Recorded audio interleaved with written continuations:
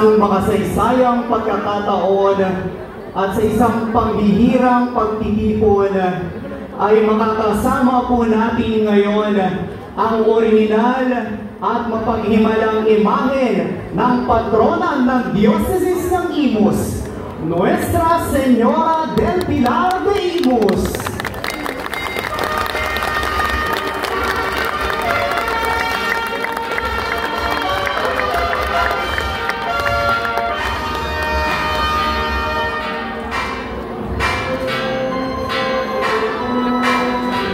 Ang debosyon sa mahal na Birhen del Pilar ng Imus ay nagmula sa bansang Espanya.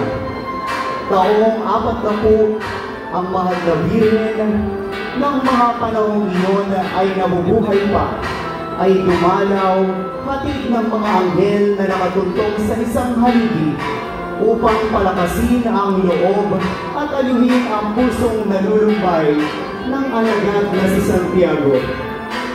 Ang dakila na nooy nasa Espanya upang iparangal ang mabuting balita ng Panginoon.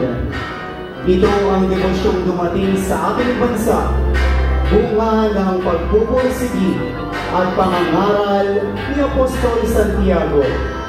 Ang pamimintuho sa marilag at banal na imahen ng mahal na Birhen del Pilar ng Imus ay nagsimula nang siya ay mailuklok at maging patrona ng simbahang inihiwalay sa parokya ng Kawil.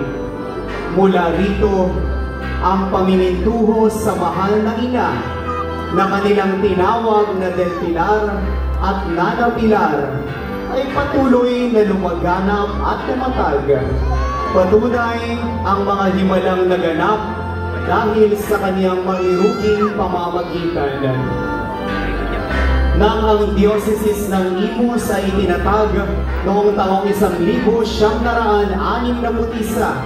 ni Papa San Juan 23, ang makainang pag-iingat at pamamatnubay ng mahal na Birhen del Pilar ay iniabot sa buong lalawigan ng Cavite na sinasaklawan ng Diocese.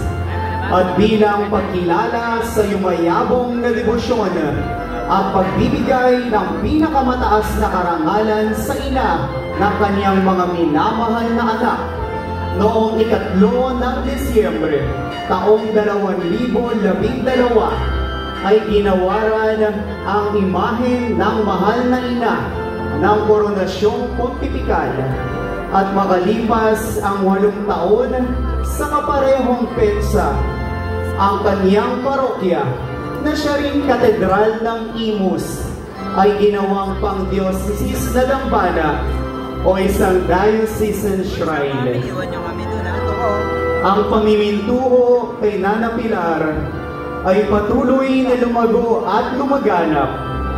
Ang mga namimintuho sa kanya na nagmula pa sa loob at labas ng lungsod ng Imus at ng lalawigan ng Cavite ay aktibong nakikibahagi sa mga gawaing pagdedebosyon tulad ng karakol, prosesyon tuwing unang Sabado ng buwan at pagdalo sa pansabadong pamimintuho.